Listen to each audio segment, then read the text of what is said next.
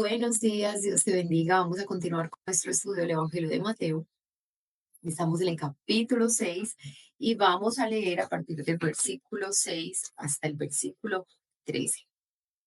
Dame un segundo. Entonces vamos a leer del versículo 6 al versículo 13. Estando Jesús en Betania, en casa de Simón el leproso, vino a él una mujer con un vaso de alabastro de perfume de gran precio y lo derramó sobre la cabeza de él, estando sentado a la mesa. Al ver esto, los discípulos se enojaron diciendo, ¿para qué este desperdicio? Porque esto podía haberse vendido a gran precio y haberse dado a los pobres.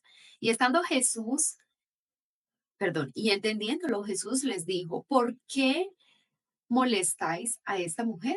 Pues ha hecho conmigo una buena obra, porque siempre tendréis pobres con vosotros, pero a mí no siempre me tendréis, hablando pues de forma física, ¿cierto? Porque al derramar este perfume sobre mi cuerpo, lo ha hecho a fin de prepararme para la sepultura. De cierto os digo que donde quiera que se predique este evangelio en todo el mundo, también se contará lo que ésta ha hecho para memoria de ella. Versículos 6 y 7. Este incidente provee un bienvenido alivio, apareciendo como aparece en medio de la perfidia de los sacerdotes, de la mezquindad de los discípulos y de la traición de Judas. Y estando Jesús en Betania, en casa de Simón el leproso, se acercó a él una mujer y derramó un frasco de un perfume carísimo sobre la cabeza del Señor Jesús, como diciendo que no había nada que fuese demasiado bueno para él. Ay, qué hermosura. No había nada que tuviera mayor valor que él, no había nada que fuera mucho mejor que él, entonces que no se le pudiera ofrecer. Versículo 8 y 9, los discípulos y Judas en particular consideraron aquello como un gran despilfarro. Pensaban que mejor habría sido dar el dinero a los pobres. Versículo 10 al 12. Jesús corrigió su distorsionada forma de pensar. Lo que ella había hecho no era un despilfarro, sino una hermosa acción. Y no solo eso, sino que había sido sumamente oportuno. Los pobres pueden ser ayudados en cualquier momento, pero solo una vez en la historia del mundo, de toda la historia, pudo el Señor ser ungido para su sepultura. Había llegado aquel momento y solo una mujer solitaria con discernimiento espiritual lo vio. Si ves cómo no fueron los líderes religiosos, si ves cómo no fueron los discípulos, Juan, el discípulo amado, Pedro, muy cercano al Señor, no fue ninguno de ellos que vio ese, esa oportunidad de servir al Señor. Fue una mujer solitaria. Si ves como dice la palabra que Dios de lo vil y menospreciado levanta para avergonzar a los sabios, creyendo las predicciones del Señor acerca de su muerte, se debió dar cuenta de que era o ahora o nunca, era en ese momento o nunca, esa era la oportunidad. Y resultó que estaban, ¿no es cierto? Aquellas mujeres que planeaban ungir su cuerpo después de su sepultura se encontraron frustradas a causa de la resurrección. Recuerdan que después después del sabbat, fueron las mujeres a ungir el cuerpo del Señor, fueron al sepulcro y ya no estaba el cuerpo del Señor. Cuando llegaron ya la piedra estaba corrida y ya no encontraron al Señor. Versículo 13. El Señor Jesús inmortalizó su sencillo acto de amor. De cierto os digo que donde quiera que se predique este evangelio en todo el mundo, también se contará lo que está hecho en recuerdo de ella. Cualquier acción verdadera, de verdadera adoración, llena los atrios del cielo con fragancia y queda indeleblemente registrado en la memoria del Señor. Mira qué bonito. Cualquier cosa que tú y yo hagamos, no importa qué tan pequeño o grande sea, queda en la memoria del Señor. El Señor lleva un registro de todo lo que tú y yo hemos hecho. Versículo 14 y 15. Leamos. Del 14 al 16 leamos. Entonces uno de los 12, que se llamaba Judas Iscariote, fue a los principales sacerdotes y les dijo, ¿qué me queréis dar? Y yo os lo entregaré. Y ellos le asignaron 30 piezas de plata y desde entonces buscaba oportunidad para entregarle. Miren, pues yo no sé, pero esta expresión de Judas, ¿qué me queréis dar? Y yo os lo entregaré. No parece como una conversación muy nueva, ¿no? ¿No les parece? Pues, ¿de quién está hablando, cierto? ¿Por qué no dice, yo conozco a Jesús, yo soy discípulo de Jesús, ¿qué me van a dar y yo se los entrego? ¿Por qué no los pone en contexto? ¿Será que Judas ya había tenido una conversación antes con estos líderes religiosos? Por eso yo pienso que el pecado no llega de un momento a otro. No es como que tú y yo, ¡ay, hoy tropecé! ¿Cierto? Obviamente hay pecados que tú y yo, un enojo, yo creo que era algo repentino, que puede ser causado por una situación de alta tensión, de alta presión, ¿cierto? No sé, alguien te agrede y de pronto uno puede reaccionar de una forma que uno no esperaba, uno no pensaba. Pero pecados así de graves, hay pecados que mira, no es como que, ay, tropecé simplemente, porque entra a tu corazón a través de tus pensamientos y tú y yo meditamos en eso y consideramos ese pensamiento y empezamos como a divagar en ese pensamiento hasta que entra al corazón, llega a la mente, baja al corazón y se vuelve un acto, se convierte en un hecho. Entonces yo aquí veo una conversación muy cercana de Judas con los líderes religiosos, no los veo, no lo veo poniendo a los líderes religiosos en contexto de quién estaba hablando, porque dice que me queréis dar y yo os lo entregaré. ¿De quién estás hablando, Judas? Sería que ya había hablado eso, ya lo había considerado.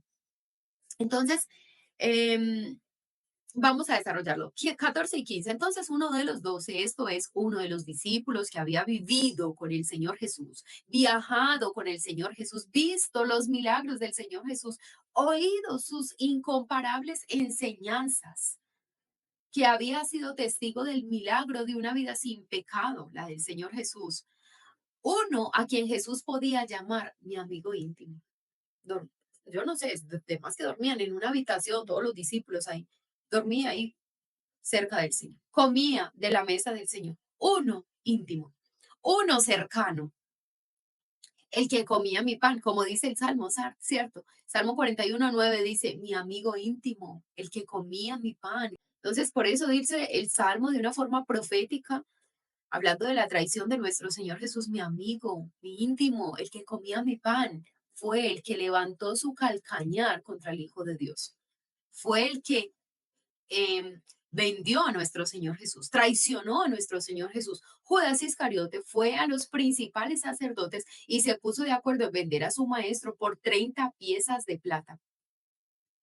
Recuerdo, yo trabajé en un banco y resulta que en una ocasión se ponen de acuerdo. En el banco había una gerente del banco, había una subgerente, había una asistente, que era como sí, la asistente administrativa. Estaba el cajero, que es el que entrega el dinero en caja, estaba el portero y bueno, y la directora de ventas y ya los asesores de ventas. Entonces, se ponen de acuerdo la gerente del banco, la subgerente, la administrativa, la asistente administrativa, y se pone de acuerdo el cajero. Ah, no, perdón, la gerente no se puso de acuerdo, fue la subgerente. Subgerente, asistente administrativa, cajero y portero. Se pusieron de acuerdo los cuatro para hacer un robo en el banco. ¿Saben cuántos se robaron los cuatro? 60 millones de pesos. O sea, no les tocó ni 2, 4, 6, ni de a 20. Ni de a 20 les tocó. Dime tú, eso es un robo ridículo. Yo no justifico ningún robo, obvio. Pues hubieran sido 500, tampoco los voy a justificar. Que les quede a cada uno día 200, no lo voy a justificar. Pero dime, ¿tú dónde te metes con menos de 20 millones de pesos? ¿Tú sabes qué se hace con menos de 20 millones de pesos? Bueno, no, uno que no los tiene aquí a la mano es mucho dinero, pero realmente no es dinero. ¿Dónde te vas a meter con menos de 20 millones de pesos que les toca a cada uno 15? ¿Dónde te vas a meter con esa plata? Dañas tu hoja de vida. Mira, es una cosa ridícula. ¿Dónde se iba a meter Judas con 30 pesos con 30 monedas de plata? ¿En dónde? ¿Qué iba a comprar?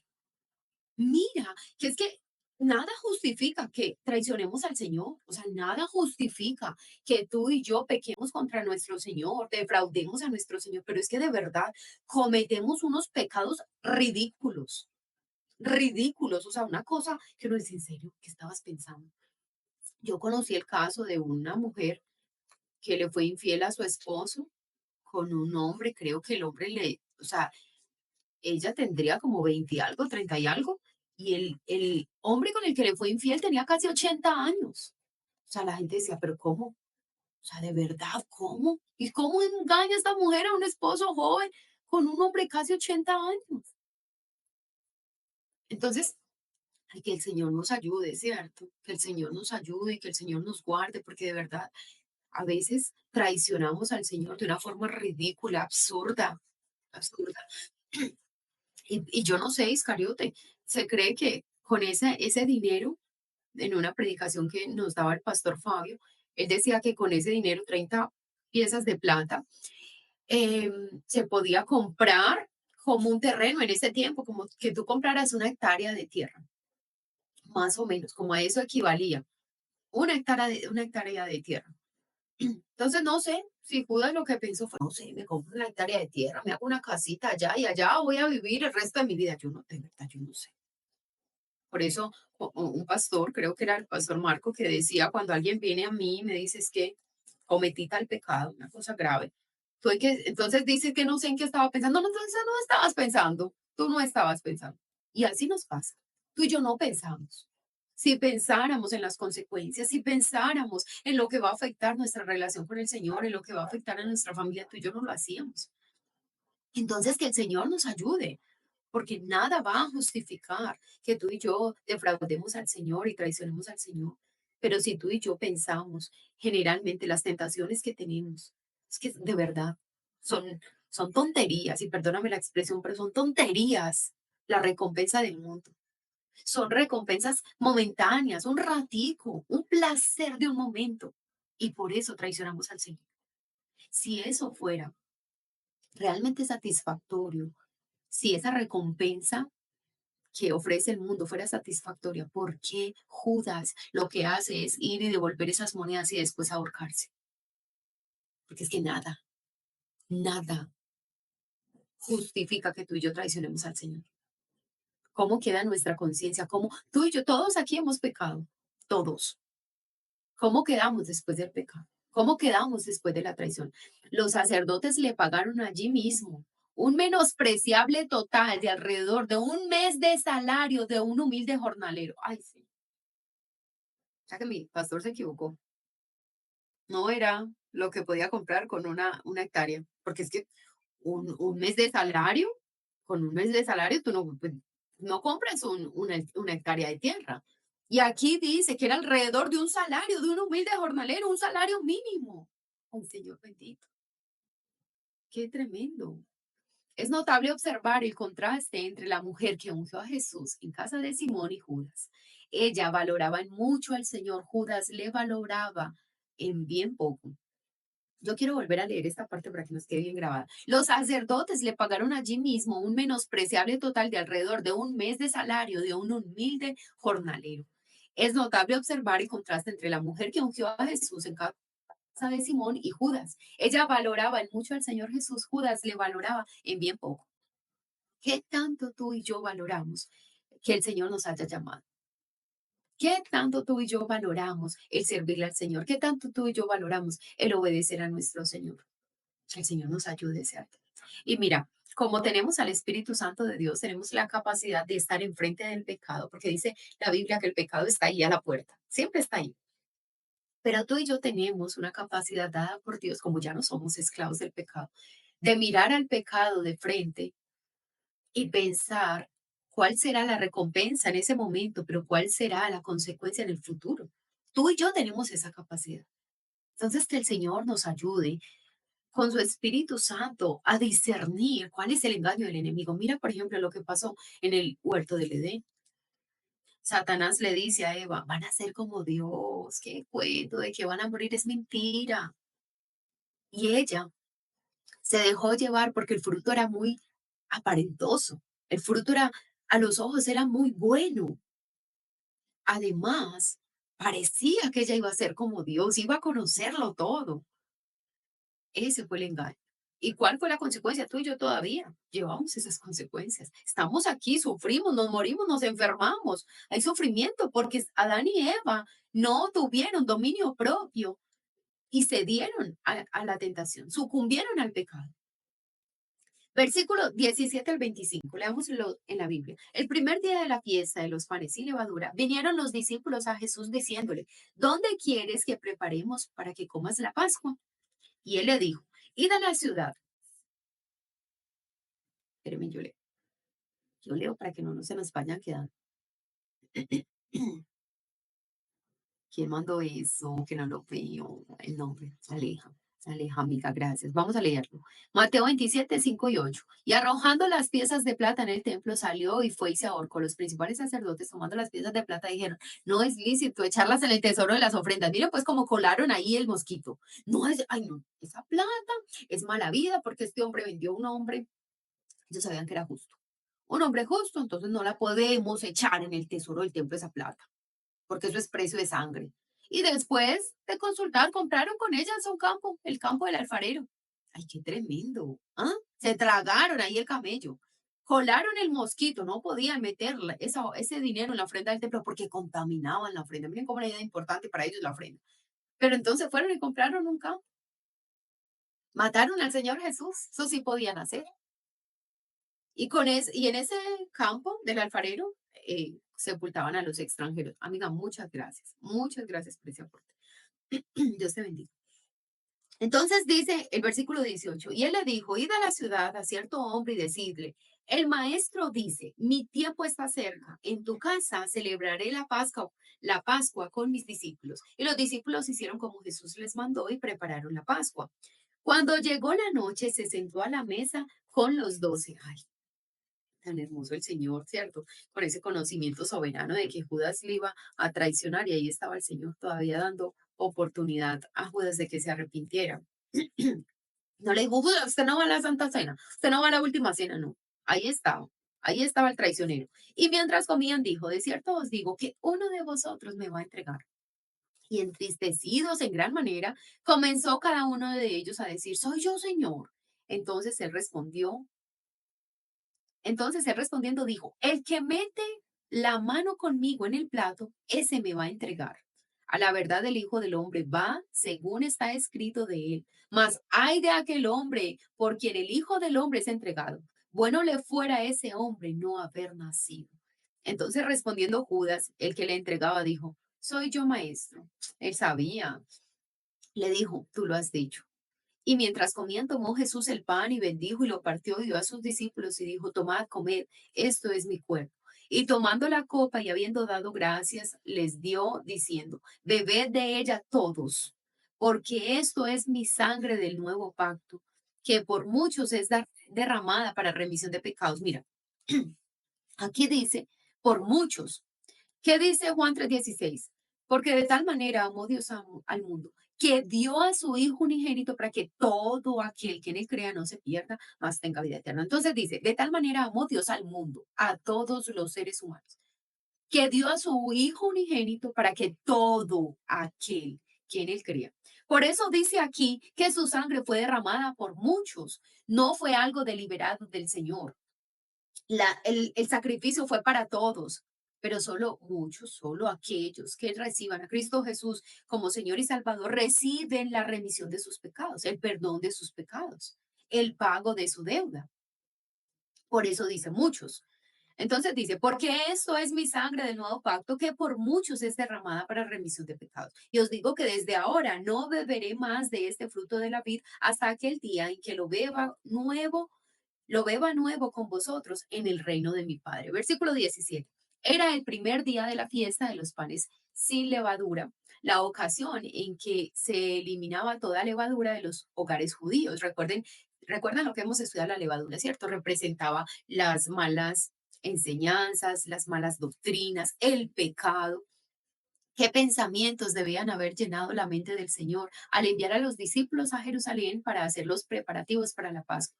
Cada detalle de esta comida tendría un profundo significado. Versículo 18 y 20. Jesús envió a los discípulos a que buscasen a cierto hombre cuyo nombre no se da, que los llevaría a la casa designada. Quizá la vaguedad de las instrucciones tenía el propósito de frustrar a los conspiradores. En todo caso, observamos el pleno conocimiento que tenía Jesús de las personas, de dónde estaban y de su buena disposición para cooperar. Observemos las palabras. El maestro dice, mi tiempo está cerca. En tu casa voy a celebrar la Pascua con mis discípulos. Hacía frente a su inminente muerte con serenidad. No estaba desesperado el Señor. Y mira, esto nos da un ejemplo muy hermoso. El Señor Jesús no estaba preocupado por su muerte. Obviamente, él en Getsemaní muestra una gran aflicción, dice que sus gotas eran como de sangre. Como yo lo he dicho antes, no creo que era meramente por su sufrimiento físico, sino por la separación del Padre, ¿cierto? Él iba a ser separado del Padre porque él sabía que el Padre, a causa de su santidad, no podía resistir el pecado y él se hizo pecado por ti y por mí. Entonces creo yo que era, quizás, claro, pensaba en el sufrimiento físico, pero más allá de eso,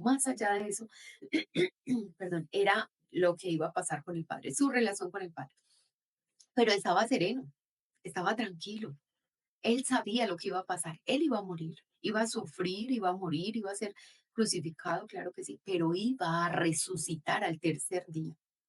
Cuando tú y yo estamos plenamente confiados en el Señor, tú y yo sabemos que aún en medio de la tribulación, Él está con nosotros y que después de esa tribulación vamos a seguir viendo la mano del Señor, que todo lo que pasa en nuestra vida tiene un propósito de parte de Dios y de alguna forma nos va a beneficiar.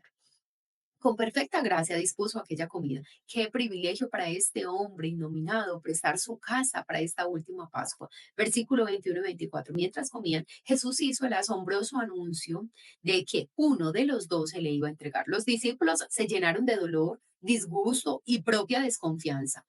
Uno por uno le preguntaron, ¿acaso soy yo, Señor? Cuando todos, menos Judas, hubieran preguntado, Jesús les dijo que era aquel que mete la mano conmigo en el plato. El Señor tomó entonces un trozo de pan, lo mojó en la salsa de la carne y lo dio a Judas. Ah, bueno, era en la salsa de la carne, no era en el vino, perdón. Esto constituía una prenda de especial afecto y amistad, ¿sí ves? Entonces, que él mojara el pan ahí en la salsa de la carne y se lo diera a Judas, demostraba mucho afecto y amistad. Les recordó igualmente que había una cierta determinación en lo que iba a sucederle a él, pero esto no eximía de su responsabilidad al traidor. Hace unos días yo escuchaba a alguien casi que defendiendo a Judas. Ay, pero es que qué pecado de Judas. Ustedes escucharon este mensaje que yo les envié de Edgar sobre Cash Luna, ¿cierto? Sobre la simonía. ¿Cómo Cash Luna defendía a Simón, el adivino, ahí en esa enseñanza? Casi que lo estaba defendiendo. Qué pecado de Simón, lo que estaba dando era una ofrenda. Así estaba defendiendo esta persona, a Judas. Ay, no, qué pecado, Judas, que le tocó la peor parte, le tocó la peor parte. Mira, dice el Señor, ciertamente el Hijo del Hombre va a ser entregado. Pero es que el Señor no dispuso, ay, que este me entregue, se te ocurre? Entonces, qué sentido tendría que el Señor después dijera que le era mejor no haber nacido a ese hombre? O sea, que era algo voluntario, no fue que el Señor lo trajo a este mundo y lo destinó como traidor. Cada uno toma su decisión. Aquí Judas no es ninguna víctima, es un homicida. Él es un homicida. Él tomó su decisión, así con tu pecado y mi pecado. Nunca podemos culpar al Señor, es que el Señor porque lo permitió, es que el Señor porque me puso esa prueba, es que el Señor, no, nos ha dado el Señor la capacidad de decir sí, decir no, de rechazar el pecado, huir al pecado. ¿Por qué cuando la mujer de Potifar se le desnuda prácticamente, seduce a José, José sale corriendo? ¿Por qué?